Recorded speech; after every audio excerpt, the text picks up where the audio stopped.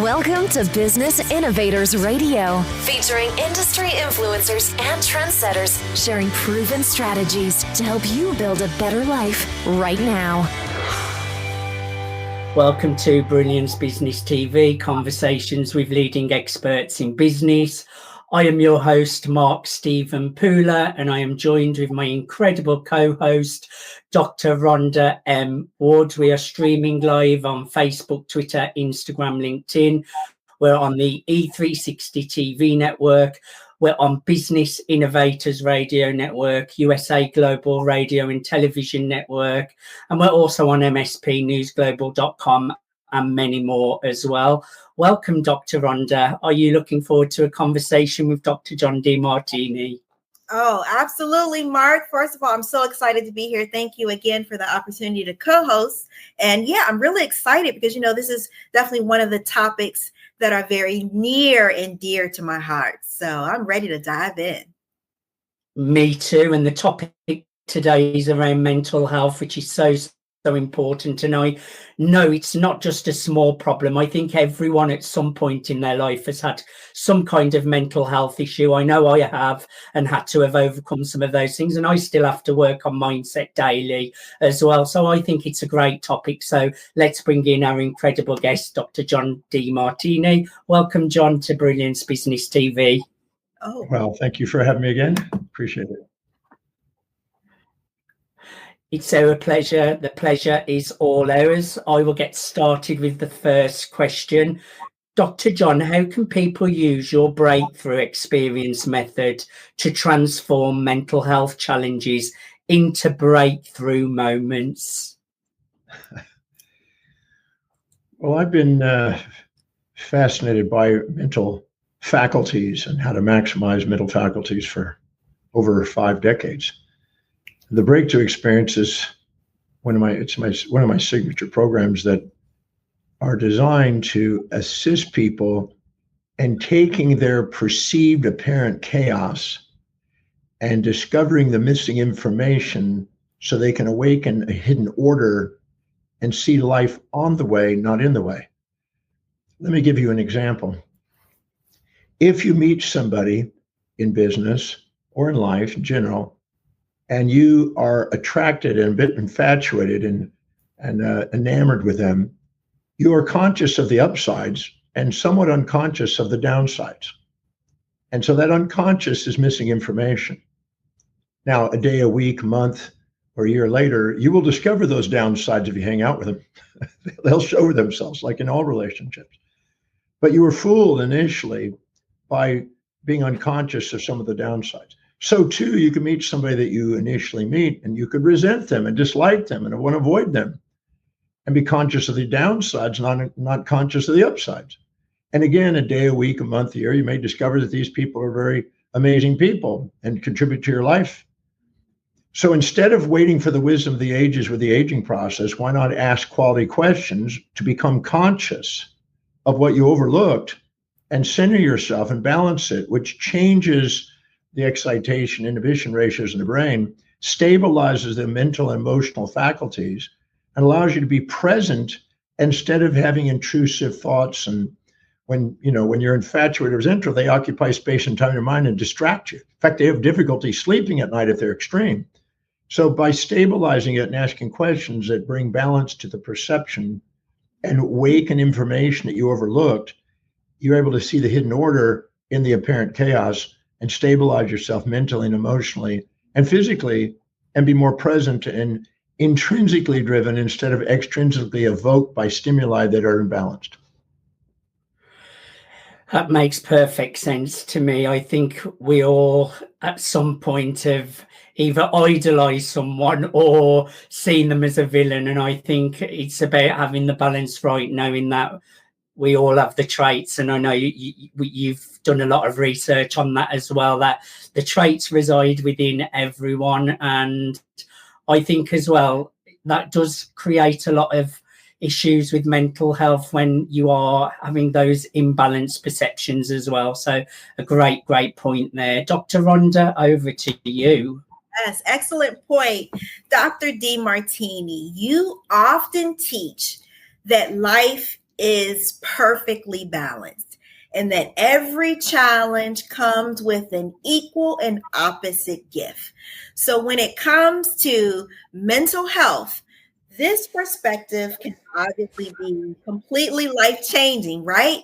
So Dr. Demartini, can you share what sort of universal laws help people to see both the gift and the challenge in their mental health struggles? Well, there was a book in 1932 by Walter Cannon called Wisdom of the Body.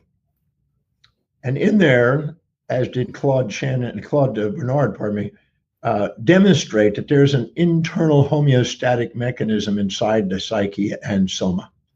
In other words, in our brain, we take perturbing, evoking stimuli on the outside that perturb the balance and then return it back to the balance through homeostatic, through a negative feedback system.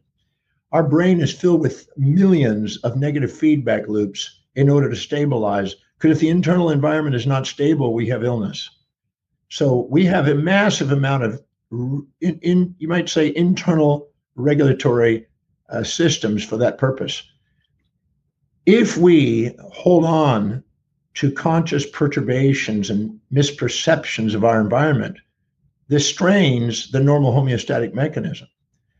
And I always say that the quality of your life is based on the quality of the questions you ask. If you ask questions which make you conscious of things you overlooked and ask the question that balances out the misperception, let's say you think you've had a trauma.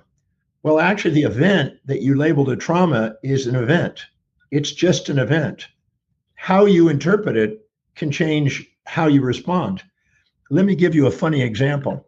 If I was to put your hand on a table and slam it with a hammer and slam your thumb, you go, ow, what the heck? Why did you do that, right? Right. And you just go, wow, that's traumatic. Mm. But if I told you in advance, I'm going to give you $1 billion cash, I'm going to give you a mansion without taxes of your dreams, the car of your dreams, the man or woman of your dreams, or whatever gender you want, spectrum. And all you have to do is slam your thumb, and you'll be sore for about 5 to 10 days, and it'll be perfectly normal in 10 days, but you'll get all that. You can do my 2 hands and you can do my 2 feet. Your hands on the table. So it's not the event, it's the expectations and the perceptions associated with the event. So we can take an event and we think it's traumatic, and all of a sudden, can I give you an actual example, or is that going to take too much? Is that okay if I give you an example? You have as much time as you want, Dr. John. Okay. So I had a gentleman who came to my breakthrough experience program, and he was probably around 35, 40. His mother and the rest of his family were there where his mother, and the mother was soon to die. And the family called him and said, I think you better get here. I think she's going to go the next day or two. He said, well, I got a big business plan that needs to be addressed in a big business meeting tomorrow. The second there, I'm flying in. Well, he wakes up the next morning and she had passed away. So he's now distraught. He's feeling guilty. He feels I should have been there, but he didn't. His values were business, and he wanted to do that business transaction, but now he's feeling like kind of a schmuck. Mm. So he's feeling guilty. Well, by the time he gets to me, this is 3 years has gone by, and he's still feeling like he let his mom down and he feels guilty. So I asked him a question. What is the benefit to you not making it to see your mom? How did it benefit your mom? She said, well, how? He says, how could it be? There's no benefit to that. And I said, no. How does it benefit? You're seeing all the drawbacks. You're now feeling shame and guilt. You're now distraught. It's affecting you. It's perturbing your life. How did it benefit your mom? I can't see it. I don't know. He was stuck in this kind of absolute view. So I reversed the psychology. If you had made it there and left the day before, that night before, and didn't do that business meeting, what would have been the drawback to your mom if you'd made it? And all of a sudden he paused and he goes, wow. And he got tears in his eyes. He said, if I'd have made it, I would have messed something up. My mother died in my sister's arms, and they had not talked in years. And my mom did not want to die without resolving that. And my sister had emotions and was stubborn. And this is what resolved it. If I had been there because of the conflict, I had judged my sister, she would not have made it. And I would have interfered with my mom's last wishes. He said, right now, I'm very grateful that I didn't make it now. And my guilt's gone. And I realized that there was some sort of hidden order and I didn't see it. And I was stuck in my chaos. And so that's why I tell people, when you perceive drawbacks without benefits, you label it trauma. When you see benefits without drawbacks, you can label it ecstasy.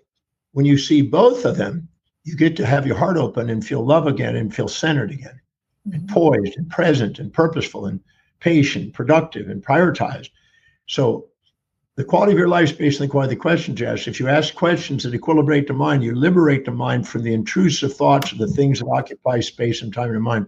You go back to spontaneous action potentials in the brain instead of evoked potentials, which means you're inner directed instead of outer directed and by the judgments of other people. I'd rather have the whole world against me than my own soul, as the old proverb says.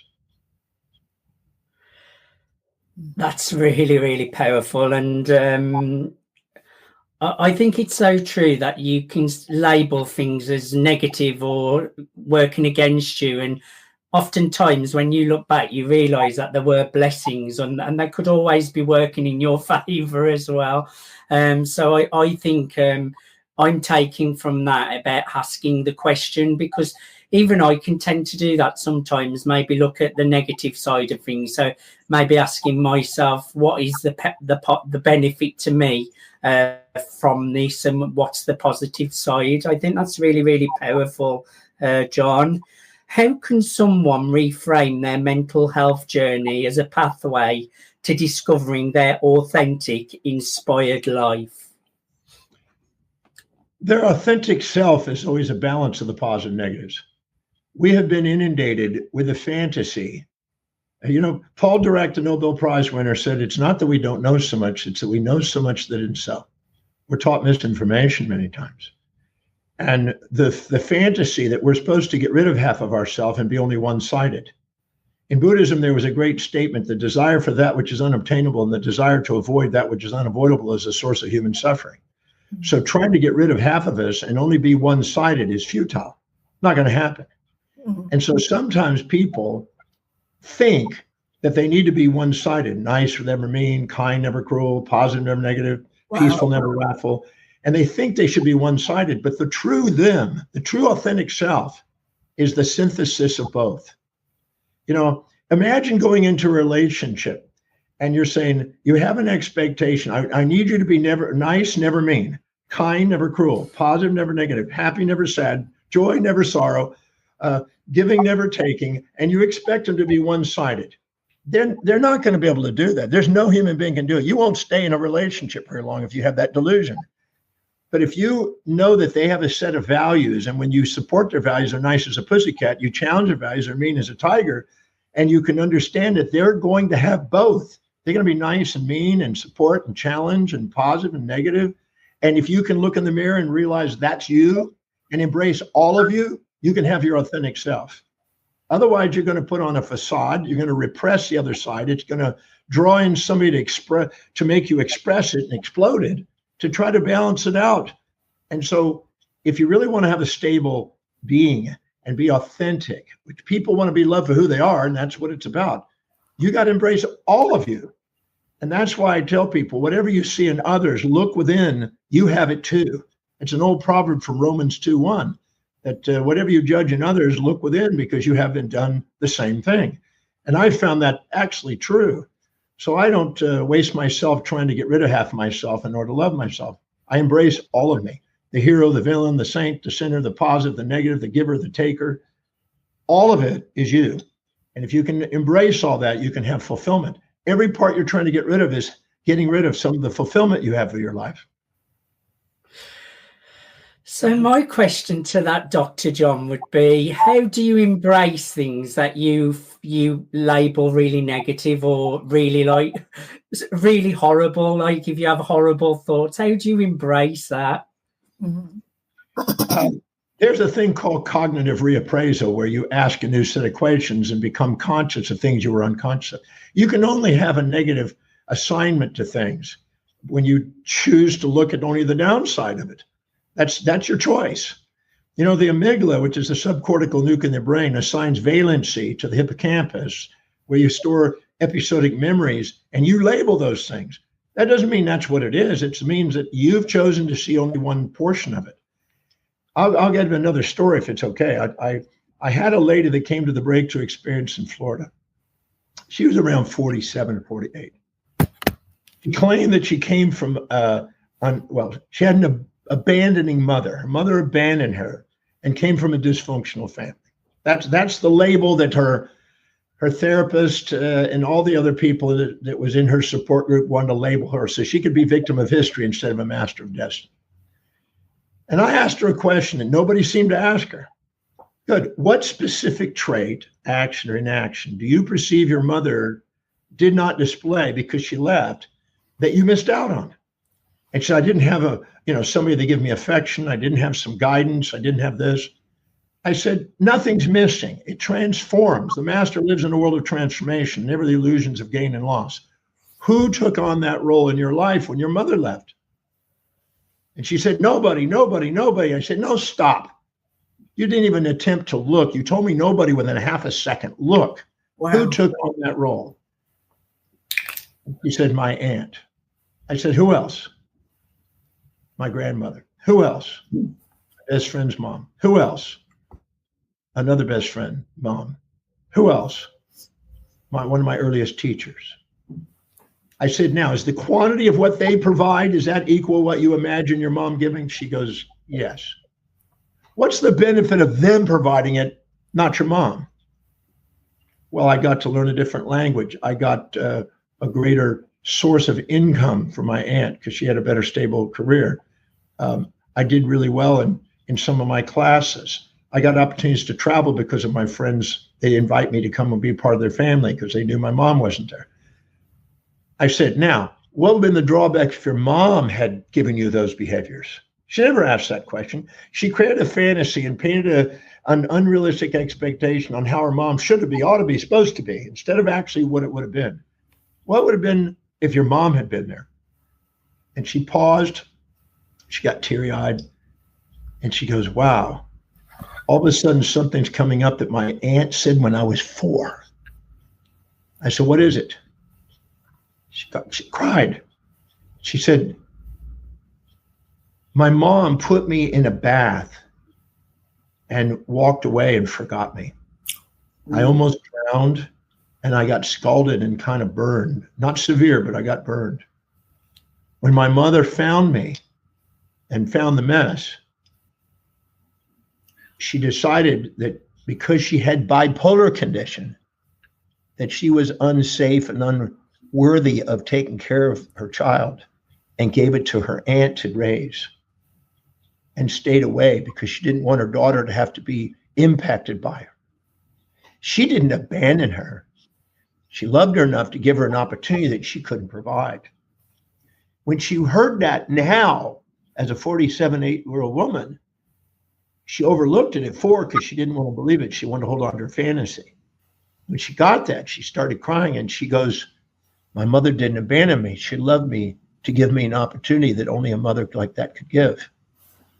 And all of a sudden, her self-image swapped from being an abandoned person and now hanging out with low socioeconomic individuals that felt she was only worthy of, who used to kind of do things that you wouldn't want to hear about. She's now reframed herself, shifted her whole perspective, decided to write a book on reframing her life. Her self-image changed, her weight dropped, her looks, the way she dressed, everything changed.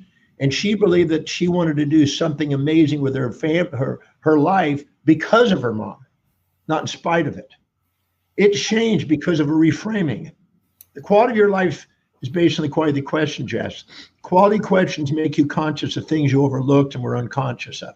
If all of a sudden you become conscious of both sides, as Wilhelm Wundt, the father of experimental psychology, said, if you can see both sides simultaneously, when the excitatory and inhibition ratio in the brain are simultaneous, you now have an awakened mind where you're poised and grateful and feel love and are inspired and spontaneously act on something that's meaningful. So the quality of your life is that. And that's all of my work, how to ask people questions to make them cognizant of what they've overlooked, to be able to see the hidden order in the apparent chaos so they can see life on the way, not in the way, and unburden themselves of the weight of gravity and radiate themselves in a state of more of an enlightened awareness. Wow. So powerful. I think, yeah, having those questions of not just looking at the positive, looking at the negative, and if you're looking at something really positive and really excited about it, also putting the balance back so that you've got that balance there. I'm going to remember to keep that balance. I think it's really, really important. Otherwise, I'm going to say you land on Mars today.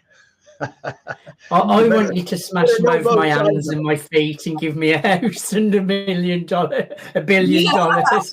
Yes.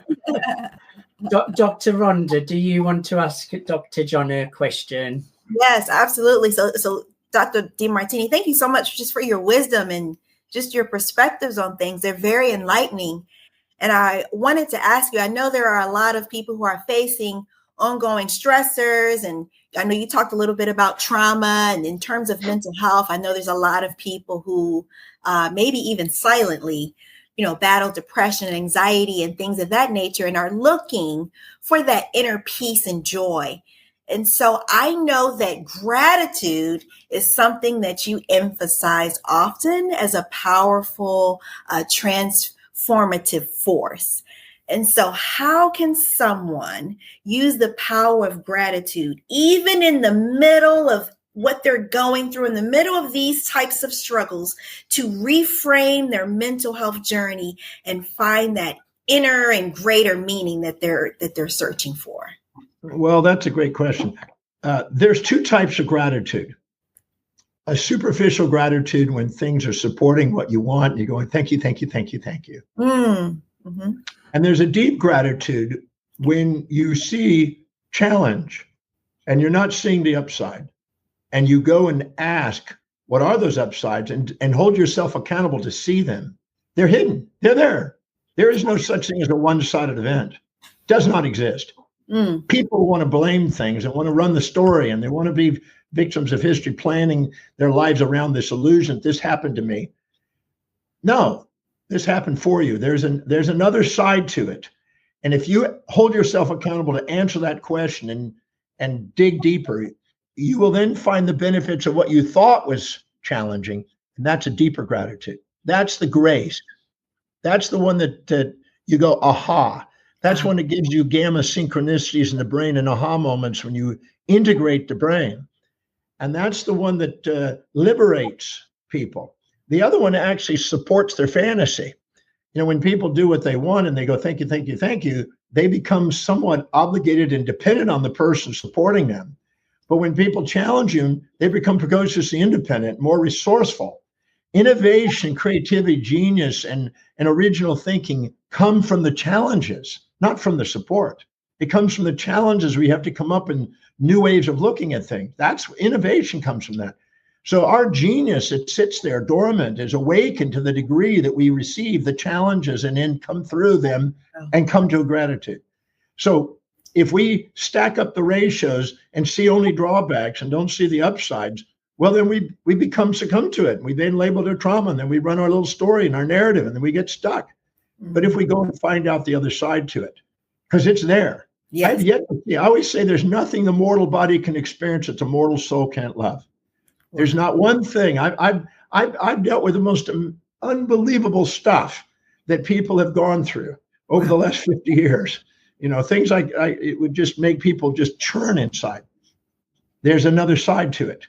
And there's a way of bringing it to the surface, and it liberates people. And they have, we have control over our perception, decisions, and actions in life. That's it. That's our true. sensory neurons, our inner neurons, and motor neurons. if we take command of our perceptions, William James said the greatest discovery of his generation is that human beings can alter their lives and by altering their perceptions and attitudes of mind. We can become victims of history or masters of destiny by the way we ask the questions and hold ourselves accountable to get the answers, and then liberate ourselves from the valencies of incomplete awareness. Wow. I love that. I remember I used to speak with a therapist on a weekly basis, and I was going through just some unimaginable various crises, literally back-to-back crises, Dr. Demartini. And so whenever I knew I was going to meet with my therapist, I felt like we would typically meet for at least an hour. I felt like I came prepared to just talk about all this negative stuff that I had gone through the week before for that. I had enough to fill that full hour. And when I tell you, every single session, he would always start by saying, I would sit down and he would sit down. He'd say, give me some good news. And I'd be like, but I'm not prepared to share any good news. I'm not prepared to say anything positive. I came ready with all of this negativity for you to help me. He said, I need you to give me some good news. And he did that every single session. And it got to the point where I realized two things. One is, no matter what you're going through, no matter what you have experienced, to your point, there is always some good in there somewhere. There is it's about perspective, as you said. There's always when I was 7, just turning 7, 6 going on 7, I was in first grade. And I had a first grade teacher named Mrs. McLaughlin. And she was probably 70 something years old at the time. Wow. And I started that's when you start to read, right? You learn how to read. Yes. A big book sits there and they have a pointer and you learn how to say different syllables and stuff. And no matter what happened, I wasn't getting it. I couldn't pronounce the words or the letters or the phrase, the syllables. I wasn't getting any meaning. I had dyslexia. It wasn't working. I went to a speech pathologist when I was 1.5 years old and had learning problems. The teacher took me from normal reading to remedial reading and then realized I wasn't going to be able to read and stuck me with a dunce cap on with a guy named Darryl Dalrymple. We would face the window, and she said, when you decide to come and are willing to read, then you'll come back out in the class. No matter what, I wasn't able to do it. So she gathered my mom and dad and brought it into a little reading circle at her class for a little meeting. And she said to my parents, she says, I'm afraid your son has learning difficulties and disabilities. I'm afraid he's never going to be able to read. He's never going to be able to write. He's never going to be able to communicate effectively, probably won't go very far in life or amount to anything. Wow. That's what I was told in first grade. Wow. This is awful. I ended up only making it through school by asking smart kids questions. I'm known for my questions today because of it. Now, that worked until I was around 12. I was able to kind of get by and kind of be the clown of the class and dodge it and figure out a way of getting through until I moved to Richmond, Texas when I was 12. And there were no smart kids. We lived in a real low socioeconomic area in the kind of the farming community. There was no smart kids. So I dropped out. When I turned 13, I left home and that was the end of it. Wow. I wasn't going to do that. And was just under the belief that I would never be able to read, write, communicate, and amount of thing, never go very far in life. But I was pretty good on standing on a surfboard. I tried that at the beach. So I became a surfer. And I went to California, hitchhiked to Mexico, made enough money panhandling money at Huntington Beach, California to be able to fly to Hawaii. And I lived under a bridge and lived under a bark park bench and in a bathroom, an abandoned car, and eventually a tent. And then I ended up nearly dying at 17. Wow. Surfing. And I was led to a little health food store, and then to a yoga class where I met Paul C. Bragg, who was lecturing. And he said something that shifted my perspective, that made me believe that maybe I could overcome my learning problems, maybe be able to read and write and communicate someday. That night when I met him was the first time in my life I thought maybe I could become intelligent. Well, guess what? 53 years later, coming this November, I learned how to read. 31,000 books now. I learned how to write. nearly 300 books. I learned how to communicate. Billions of people around the world, every possible medium. I just go very far in life. 21 million miles flying and about 1 million sailing. And I'm a mounting thing, 50 times financial independence. The very thing that was the crisis that I was told I would never be able to do was the catalyst in my life. So if people are sitting there wanting to run their story and narrative about how they've been a victim of their history, stop. Ask the questions as your therapist did. How is this helping you fulfill something profound? How is this helping awaken your mission in life?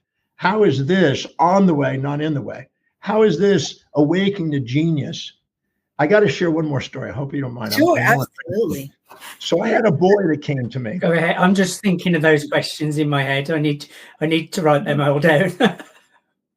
I had this young boy come to me, and he had, again, dyslexia, and he was told the same thing, and learning disabilities, same thing. And when I got him, I was just thinking, this is my life. Here I am looking at myself. And his parents are concerned, and they've got labels by therapists and labels by school specialists and everything else. And I said, you know how to go online on your phone and look up things on Google? And he goes, yeah. He said, bring something up. I said, I want you to look up celebrities and famous people that were dyslexic. Bring up the list. There are over 700 of them. And I said, make up the list. And we went through them. And anyone that he recognized that were famous, that he knew the name of, I said, just know you're in that category, buddy. And then anyone he didn't know, we went and looked up so he could see the people who had done amazing things. These are all amazing, accomplished people. I said, you're not the average. You're sitting in that category, buddy. This is not a problem. This is an opportunity for you to be one of the people that make a difference in the world and leave your mark in the world.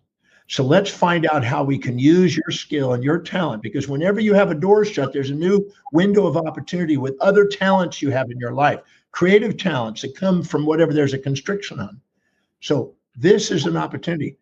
His whole frame of reference shifted from I'm dyslexic with a label to I'm dyslexic. I'm one of those people that leave the mark in the world, like Richard Branson, for instance. So as he went through there and he saw those names, some of them he recognized, some we looked up, he got to realize that he's in a special category of people that are here to do extraordinary things. And his perspective, his drive, his ambitions shifted in that meeting, that hour. And all that stuff that they had labeled and told him and put him in a box was shattered. And so sometimes we want to find the diagnosis and put them in a label and look at statistics and instead of see the opportunities. So I think it's very important to be able to ask the right questions and help people see the other side of the equation. I just think this is so powerful. I'm taking from it perception. It's so important, and I definitely feel like I could be asking more questions that you've been sharing, because I think instantly even just like having those kind of questions, it gets you thinking from worrying about a problem to put in your mind to, like, if it's something really negative, all of a sudden your mind's thinking of how this is serving you, how is it getting you towards your vision, how is this taking me to my purpose, what's the benefit towards this for me. So I think those questions can be so powerful, from just taking you from a mind of worry or judgment to really straight away you're asking questions where you're thinking, oh well, actually that's a positive, this is making me stronger, this is giving me more drive to even be a stronger person.